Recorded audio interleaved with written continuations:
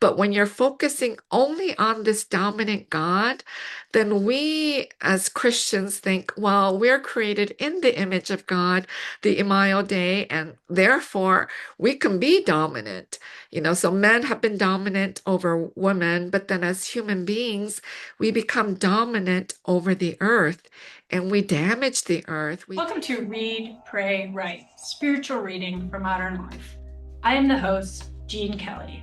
Today we are gifted with the presence of scholar and author, Reverend Dr. Grace Ji-Sun Kim, who will be sharing a reading from and her insights found in her latest book, Earthbound, God at the Intersection of Climate and Justice, discussing that with me, as well as with a class of Otterbein students in a class called Theology of Social Justice.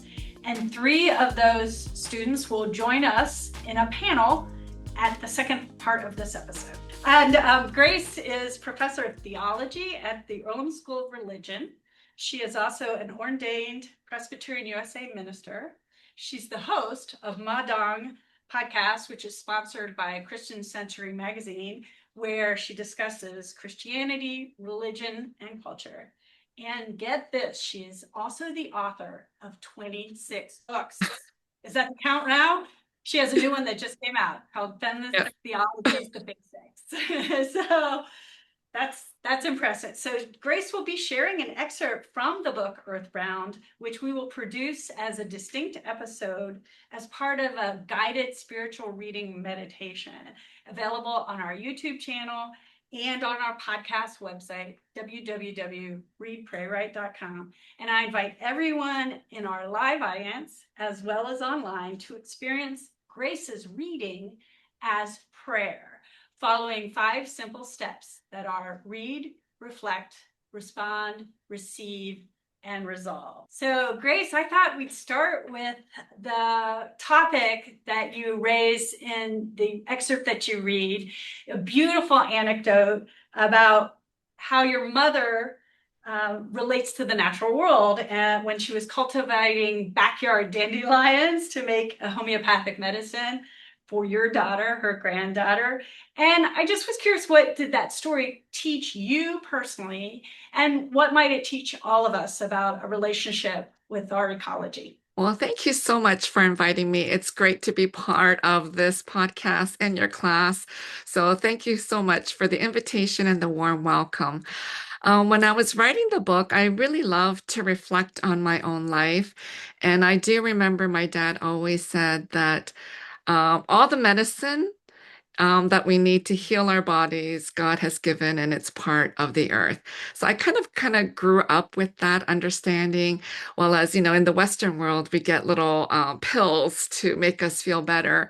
But in the East, many parts of Asia, we believe a lot of the healing power is from the earth.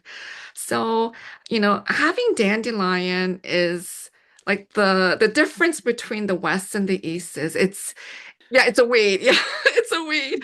But in other parts of the world, not just in Asia, but other parts like Italians eat it as part of their salad. You can make dandelion coffee from the grinds when you grind up the roots. There's a lot of other ways to eat it. And in Korea, a lot of people just eat it as soup. You can just boil it, and you get the soup out of the roots. So I've had it a few times in my life. And my mother always told us that she doesn't understand why in the West everybody thinks of it as a weed and pull it out or put pesticides on it to kill it because there's so much potency, there's so much goodness in the dandelion. So for me, it was very important for me to kind of put that in the story because I think in some ways we see the world in a very different way, but in other parts of the world, you see it in a different way. And so for Earthbound, it was really important that all the things in the world are gifts from God, that it is all needed, it's all necessary, it's part of the way we are to live. We're not supposed to categorize it as bad and pull it out. but some parts of the world, that's what they teach. So I really wanted to bring some of my own upbringing into that very short story. And, how my daughter, she suffered so much and she still continues to suffer from really bad eczema and skin itchiness. And a lot of it has to do with what we put in the air and in the water and in our soil. It's all contributing to many of our human illnesses. So I kind of wanted to share that short story. So thank you so much for asking me to read from that excerpt. Yeah, it's really beautiful to hear your story and your just sort of how you're relating to this topic as a theologian. And that's Yeah. my next question. I know that you've worked quite a bit on environmental causes with world church organizations, faith communities, such as working on for water justice in Palestine and other activities. But as a theologian in Earthbound, you make a case that certain aspects of Christian history and theology are in fact a root cause of the climate crisis we see all around us, especially because for centuries Christianity has exerted a lot of influence on politics and policy in this country and internationally. So I really, my favorite chapter, the one I really resonated with, because it ties into my own philosophy that undergirds this show, was this idea that you suggested that perhaps the best way to think about God is not with nouns to describe the Earth's creator, but verbs. And it made me think of the connection that I really try hard to make on this show, that your spirituality and even a contemplative lifestyle is very much connected to social action. And so that they're two sides of the same coin. And that seems to start to get at it, this idea that, God is Yahweh, which translates as I am, that's a verb. God is dynamic. And can you expand on that a little bit and tell us how that influences your view of God and how that Yeah. helps the environment? So, as a theologian, that's what I do. I reflect on who God is. I teach it. This semester, I'm teaching theology, which I really love, and students love to reflect on, Bible, ecology, and Christianity all together. So, as a theologian, for me, how we view and understand God impacts our behavior. So, I know United States, we're becoming less Christian, but there is still a lot of Christian influence in our culture and our movies. The embeddedness of Christian stories, biblical stories are there. So even as we become less Christian, Christianity has a huge impact. So how you view and understand God impacts our behavior, impacts how legislation is created. For example, if we continue to uphold a male God. So before Earthbound, the other book that I wrote was When God Became White. It's kind of behind me on this side. And there I explore the gendered understanding and the racialization. So if we continue to view God as masculine only, it continues to say that men are superior than women. So, men are closer to God, men are better than women. And so you get the subordination of women and, all the consequences to that. Christians have misinterpreted scripture and misunderstood who God as a dominant God, God as almighty and powerful, only focusing on that because there's other aspects of who God is. But when you're focusing only on this dominant God, then we as Christians think, well, we're created in the image of God, the Imago Dei, and therefore we can be dominant. So men have been dominant over women, but then as human beings, we become dominant over the earth and we damage the earth. We take what we want from the earth, all these resources that the earth actually needs, but we take it and we sell it at a profit. So that is happening over and over again. And that is what is contributing to this, climate change, all these disasters on this planet. And so when we have this dominant view of who God is, that then we become like that and we see the consequences. So God is a verb, is a different way Yeah. to speak about And God. I do wonder, do you practice any form of lectio divina in your personal spiritual practice, or a lectio divina or spiritual reading? And if so, what do you think the benefits of that are for you personally? Yeah. So, there are times when I practice a lot more than others.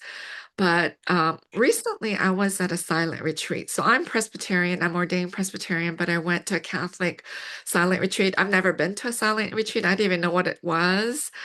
But what I learned from that silent retreat is so many of us have a lot of anxieties.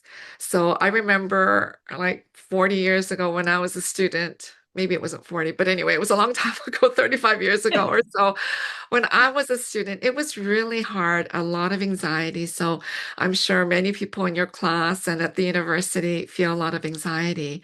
So at the retreat, I went with a lot of anxiety, and we were taught different ways of meditation and prayer. And it really, it was a 3-day retreat. By the end of the retreat, I was kind of anxiety free. And like I went from really high anxiety where everything made me anxious, the whole, just everything around me. And so understanding that meditation and prayer and letting things go is really helpful for us as human beings, not just physically, but mentally and spiritually. It is how we were created. We are created as spiritual beings. And so we really need to practice spiritual practices. And it doesn't have to be like this holy thing. So I'm working on some other project where it's called Everyday Spirituality. It is when you're walking, understanding that we are spiritual beings and that the presence of the divine is around us, even as we walk, even, just when we're eating, the awareness where the food has come from, you know, less and less we are kind of attached to the earth. Everything's detached. And, I went to the supermarket the other day and I saw oranges peeled and sold in containers. Like, that is so unnecessary. It's already wrapped beautifully by nature. Why peel it and then separate it and put it in plastic and sell it? It doesn't make any sense. But that just shows you that we're becoming more and more detached from the earth and from the soil. We don't know where the food is coming from. So, practicing spirituality is very simple. It is this everyday spirituality. So I hope the students and just people around us can see the benefits and how it makes us whole. That ends this episode of Read, Pray, Write podcast. In the show notes on YouTube, as well as on our website, www.readpraywrite.com, and Intentional Path Media's social feeds on Instagram and Facebook, you can find links to our guests' website, podcast, books, and wisdom. So please support them with your followers.